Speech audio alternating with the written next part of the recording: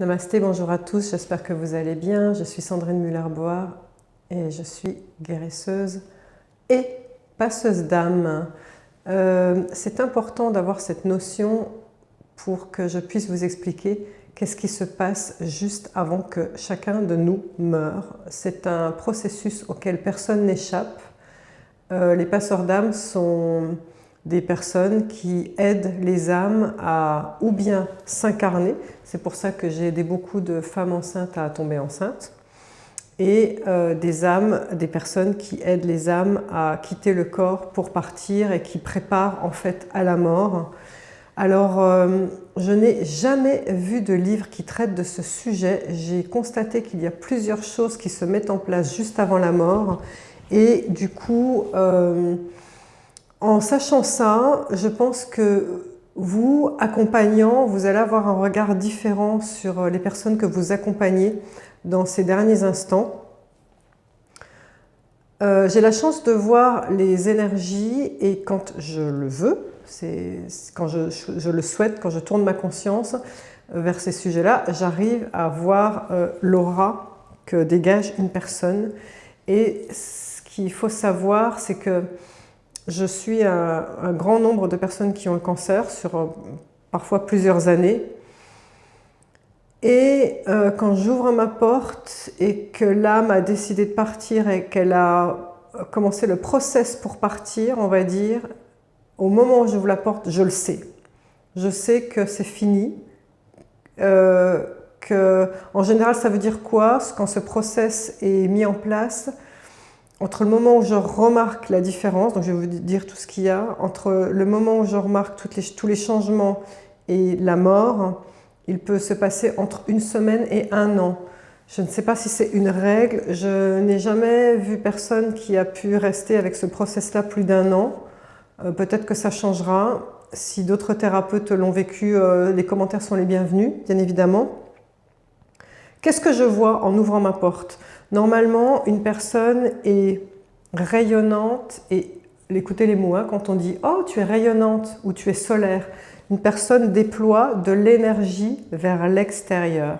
La première chose que je remarque quand le process est inversé et qu'on va vers la mort, c'est que l'énergie est tournée vers l'intérieur. On sent une espèce... Oui, c'est ça. À la place de voir ça, c'est ce que je vois, hein, c'est ce que je ressens, on ressent ça. Alors, ça s'appelle le processus de l'involution. Quand quelqu'un est tourné vers l'extérieur, c'est une évolution. Nous sommes sans cesse en évolution, en train de grandir, en échange constant avec l'extérieur. Quand on se prépare à quitter cette terre, quand l'âme se prépare à quitter ce corps, elle est en processus d'involution. Les énergies se recentrent à l'intérieur de la personne. Je vais vous expliquer pourquoi après. Donc la première chose que je vois, c'est ça. La deuxième chose que je vois, c'est que normalement l'aura, justement, elle fait des anneaux de couleur autour de la personne. Et ces anneaux sont lumineux, on va dire. Et là, ce que je vois, c'est que l'aura devient terne, elle devient grisâtre et elle devient brouillée. Ça aussi, c'est quelque chose que j'ai constaté chez tout le monde. Ensuite, ce qu'il faut savoir au niveau énergétique, nous sommes en fait chacun traversé par 7 chakras qui sont des roues qui distribuent les énergies dans le corps. Eh bien, quand on est à la naissance, de 0 à 7 ans, c'est le premier chakra, donc le chakra racine qui se trouve au niveau du coccyx, qui est responsable de la sécurité et de la confiance en soi, qui va se développer de 0 à 7 ans. Ensuite, de 7 à 14, c'est le deuxième chakra qui va se développer, le chakra du centre des émotions, du centre de la créativité, le chakra de qui est-ce que je suis, qui va se développer. Ensuite, de 14 à 21, troisième chakra, le plexus solaire, qui est le rapport aux autres, quand on devient solaire et rayonnant justement. Ensuite, c'est le quatrième chakra, celui de l'équilibre entre donner et recevoir au niveau de la poitrine. Alors, normalement, c'est tous les 7 ans, mais les gens parfois restent bloqués dans leur vie au niveau de leur développement, au niveau du troisième chakra ou au niveau du quatrième chakra. Tout dépend de son évolution personnelle, surtout tout dépend de l'éveil, donc je ne donne pas de chiffres après. Voilà, après il y a donc le chakra du cœur, chakra de la gorge, troisième œil, et le dernier chakra qui est le lien au divin. Donc il se développe du bas vers le haut. Eh bien, il faut savoir qu'avant la mort, il se ferme du bas vers le haut. C'est-à-dire que les chakras sont des roues d'énergie qui tournent dans un certain sens. Eh bien, au moment où l'âme a mis en place le process pour mourir, les roues vont s'inverser. Ça va commencer d'abord par le premier chakra qui va se mettre à tourner dans le sens inverse, puis le deuxième, puis le troisième et ainsi de suite. Et ça tourne dans un sens inverse pendant un moment et après ça va se bloquer. Il va arrêter de fonctionner et ainsi de suite aussi. C'est comme dans une usine, quand le poste est terminé, on nettoie son plan de travail, on éteint toutes les lumières partout, on met sa blouse et on s'en va. Eh bien, dans le corps physique, c'est exactement ce qui se passe. Les énergies se rassemblent, on fait le nettoyage, on tourne dans le sens inverse et après, on est prêt à partir. Au niveau des chakras, au niveau de l'énergie, ce qu'il faut savoir, c'est que si la personne a très peu travaillé sur elle, l'âme, une fois que les chakras sont inversés, l'âme va quitter le corps par le chakra du cœur. Au contraire, une personne qui aura travaillé sur elle, qui a travaillé sur l'éveil et qui a justement ce qu'on appelle la Kundalini, les énergies qui circulent correctement au niveau de ces chakras, l'âme va quitter le corps par le chakra coronal au-dessus de la tête. Jean-Jacques Charbonnier, qui maintenant est spécialiste des expériences de mort imminente, raconte très bien ça dans son livre. La toute première expérience de mort imminente qu'il ait fait, il était dans urgentiste et il était à côté du crâne d'une personne qui venait de décéder. Il s'est senti traversé par une énergie pour le coup et il a compris que c'était l'âme de la personne qui quittait et qu'il l'avait frôlée en fait en partant. Alors, ça c'est les choses techniques entre guillemets. Maintenant, entre ces une semaine et un an, j'ai observé certains comportements différents chez les personnes qui allaient mourir. La première des choses, c'est que la personne va avoir besoin, puisqu'elle est en train de nettoyer, on va dire, tout à l'intérieur, et l'âme est en train de se préparer à partir, elle va devoir partir le plus en paix possible avec les personnes qui sont sur Terre et le mieux possible avec elle-même. Ça veut dire que là, la personne va commencer à poser des questions personnelles.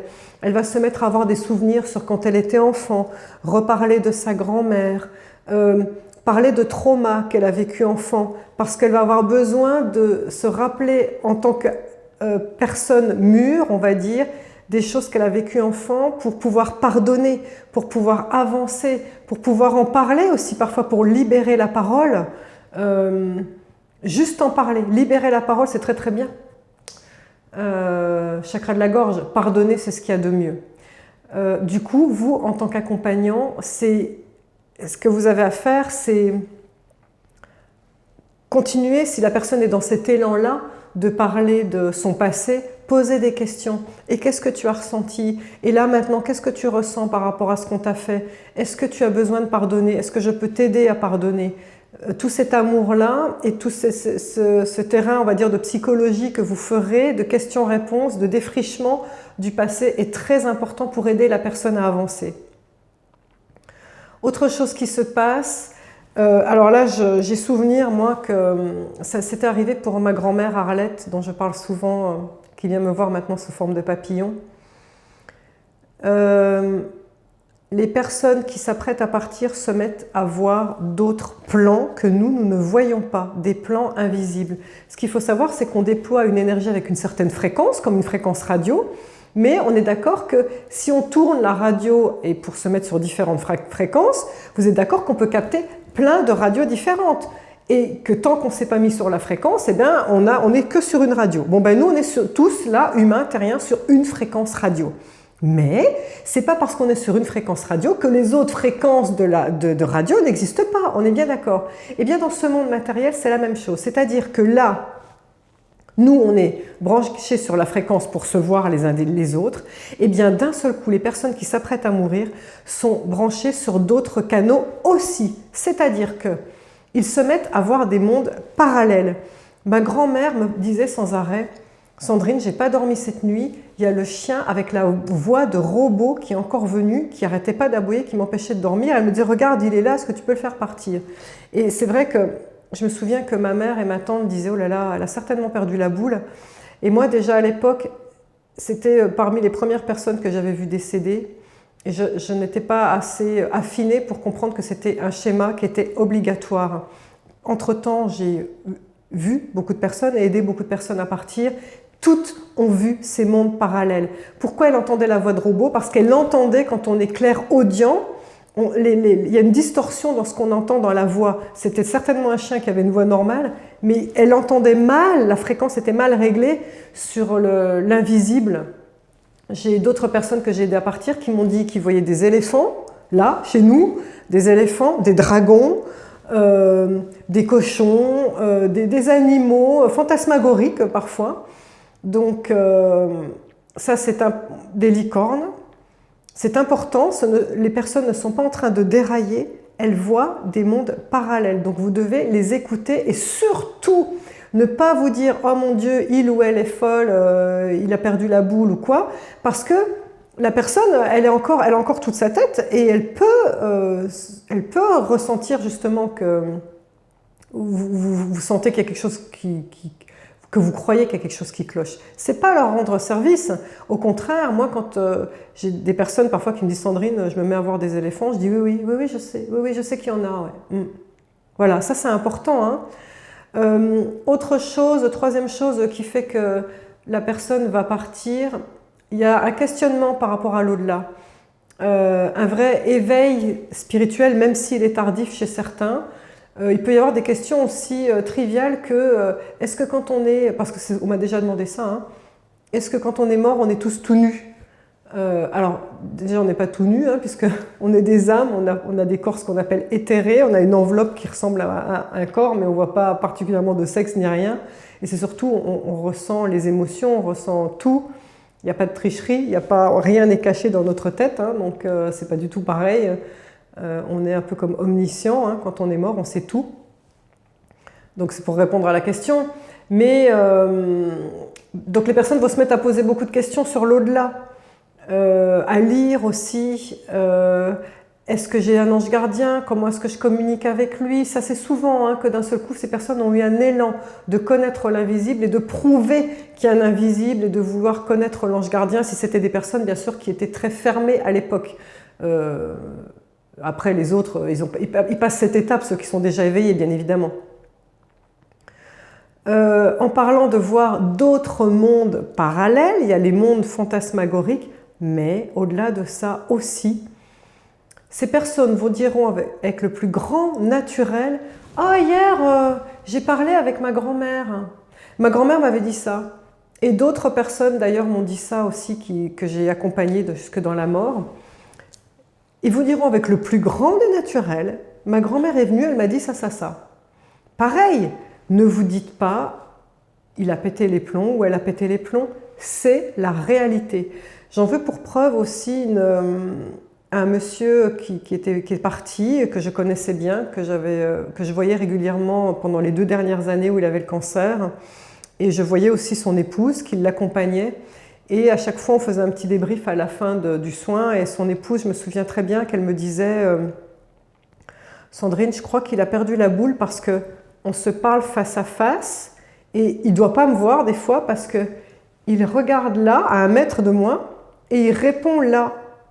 Et en fait, je lui ai dit « Non, non, non, c'est pas à toi qui parle, c'est à quelqu'un de l'au-delà, de là-bas. » Et il se trouve que ce monsieur m'avait justement confirmé la même chose. Il me disait, avec le plus grand des naturels, « Mon père est venu me voir, il m'a dit... » Et puis il me disait ce que le père avait dit en fait. Il voyait son père qui était décédé. Alors souvent, les personnes qu'on va voir, c'est les personnes qui vont vous accueillir quand vous allez aller là-haut, que vous allez mourir. Elles sont là pour vous prévenir en fait. Et la dernière chose que font les personnes avant de mourir, il y en a peut-être d'autres, hein, je referai un YouTube si jamais j'en trouve d'autres, mais la dernière chose que les personnes font avant de mourir, c'est les voyages astraux. Alors les voyages astraux, on en fait tous pendant la nuit, notre corps énergétique quitte le corps physique et on se balade, d'accord? Mais des voyages astraux conscients, c'est-à-dire souvent on est sur un lit d'hôpital, on est dans sa chambre, on est très mal en point juste avant de mourir. Et moi, je me souviens du monsieur dont je parle. son épouse m'avait raconté la chose suivante. Il avait perdu l'usage de ses jambes depuis 1 mois, donc il n'arrivait pas à se lever pour aller aux toilettes. Et elle rentre voir son mari et son mari lui dit « Ah, je suis content, j'ai réussi à aller aux toilettes cette nuit. » Alors elle regarde ses jambes complètement hébétée, d'un air de dire « Mais enfin non, c'est pas possible quoi !» Et comme il avait été amené à l'hôpital sur un brancard, il n'avait pas pu voir la configuration des lieux, où se trouvaient les toilettes, comment elles étaient et tout. Donc elle lui a dit « Très bien, décris-moi les toilettes. » Il a décrit exactement où elles se situaient. Il a décrit toute la configuration de la pièce. Il a même décrit, vous savez, les gros rouleaux de papier toilette, où est-ce qu'il en était. Donc elle en a déduit que, avec son corps énergétique et avec sa conscience, il s'était promené. Et ça, c'est une chose que j'ai vérifiée à chaque fois. L'âme, en fait, le corps énergétique va en conscience de plus en plus s'entraîner à sortir et rentrer du corps et faire des voyages astraux sans arrêt. Tout simplement parce que c'est un entraînement, c'est des coups d'essai jusqu'au jour où on va partir vraiment, couper la corde quand on meurt, la corde d'argent qui relie le corps physique au corps énergétique se coupe et après l'âme part vers un tunnel et tout ça. Peut-être que je ferai un YouTube sur qu'est-ce qui se passe après la mort si vous êtes intéressé. C'est aussi très très intéressant. Là je vous parle de avant la mort, donc l'âme elle est toujours reliée au corps physique par la corde d'argent et donc elle fait des allers-retours et elle s'entraîne. C'est aussi important, souvent quand je fais les stages et les conférences, je parle des règles d'éthique du guérisseur. Une des règles d'éthique du guérisseur, c'est on ne soigne personne sans avoir demandé son accord. Et ce que j'explique, ça vaut même pour les personnes qui sont dans le coma. Donc on demande d'âme à âme, je leur explique comment on fait. Mais ce que je dis souvent à mes stagiaires aussi, c'est une âme qui est dans le coma. Si vous lui demandez sincèrement est-ce que tu veux que je t'aide, est-ce que tu veux que je te donne de l'énergie, la plupart du temps, si on est honnête, le guérisseur entendra la réponse non. Pourquoi? Parce qu'une âme qui est dans le coma, c'est comme avant un déménagement. On est d'accord qu'avant de déménager, que vous avez votre nouvelle maison, vous n'allez pas rester sans arrêt au point A et aller en une fois au point B. Vous allez faire des allers-retours pour repérer les lieux, voir où se trouve la boulangerie, voir où se trouve l'école pour vos enfants, aller acheter des nouveaux meubles pour mettre dans votre nouvelle maison.